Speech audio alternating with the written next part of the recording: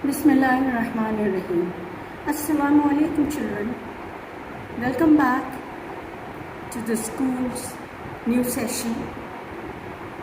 We are beginning our new session 2021 and 2022.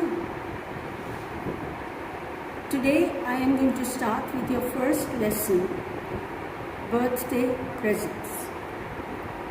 Actually, before I start discussing anything else, I would like to remind you that we have to enhance, rather we can say you have to improve your speaking, your reading and writing.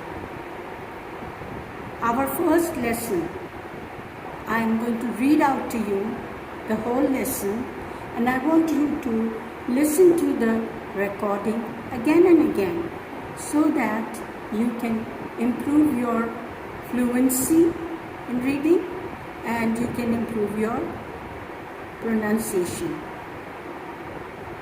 Let's begin. It was not that Omri didn't appreciate Patrick's birthday present to him. Far from it, he was really very grateful, sort of. It was, without a doubt, very kind of Patrick to give Omri anything at all, let alone a second-hand plastic Red Indian which he himself had finished with. The trouble was, though, that Omri was getting a little fed up with small plastic figures, of which he had loads, biscuit tinfuls, probably 3 or 4 if they were all put away at the same time, which they never were, because most of the time they were scattered about in the bathroom, the loft, the kitchen, the breakfast room, not to mention Omri's bedroom and the garden. Omri and Patrick had spent many hours together playing with their joint collections of plastic toys. But now they would have about enough of them, at least for the moment. And that was why when Patrick brought his present to school on Omri's birthday, Omri was disappointed. He tried not to show it, but he was. "Do you really like him?" asked Patrick, as Omri stood silently with the Indian in his hand. You can see the statue of an Indian, Red Indian, in the hand in the picture. "Yes, he's fantastic," said Omri in only a slightly flattish voice. "I haven't got an Indian, I know. I haven't got any cowboys either. Nor have I. That's why I couldn't play anything with him." Omri opened the mouth to say, "I won't be able to either," but thinking that might hurt Patrick's feelings, he said nothing, but the Indian in his pocket, put the Indian in his pocket and forgot about it. After school, there was a family tea, and all the excitement of his presence from his parents and his 2 older brothers. He was given his dearest wish, a skateboard complete with kickboard and Kryptonic wheels from his mom and dad, and from his eldest brother, Adil, a helmet. Gillen, his other brother, hadn't bought him anything because he had no money. This pocket money had been stopped. His pocket money, that is Gillian's pocket money, had been stopped some time ago in connection with a very unfortunate accident involving their father's bicycle. So, when Gillen's turn came to give Omri a present, Omri was very surprised when a large parcel was put before him, untidily wrapped in brown paper and string. What is it? What is it? Have a look. I found it in the alley. The alley was a narrow passage that ran along the bottom of the garden where the dustbin stood.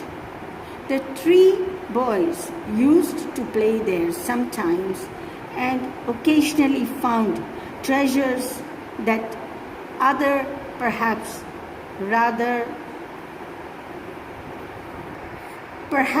richer neighbors had thrown away.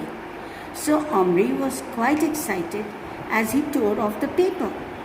Inside was a small white metal cupboard with a mirror in the door, the kind you see over the basin in old-fashioned bathrooms. You might suppose Omri would once again be disappointed because the cupboard was firmly plain and, except for a shelf, completely empty. But oddly enough, he was very pleased with it. He loved cupboards of any sort because of the fun of keeping things in them. He was not a very tidy boy in general, but he did like arranging things in cupboards and drawers and then opening them later and finding them just as he would left them. I do wish it locked, he said. You might say thank you before you start complaining, said Gillen. It's got a keyhole, said their mother, and I've got a whole box full of keys. Why don't you try the smaller ones and see if any of them fit? Have you, darling? Which one? His mother came to look. Oh, that one? How very odd. That was the key to my grandmother's jewel box that she got from Florence. It was made of red leather and it fell to bits at last. But she kept the key and gave it to me. I threaded it on that bit of ribbon. It was much longer then and hung it round my neck and told her I would always wear it and remember her. And I did for a long time. But then the ribbon broke and I nearly lost it.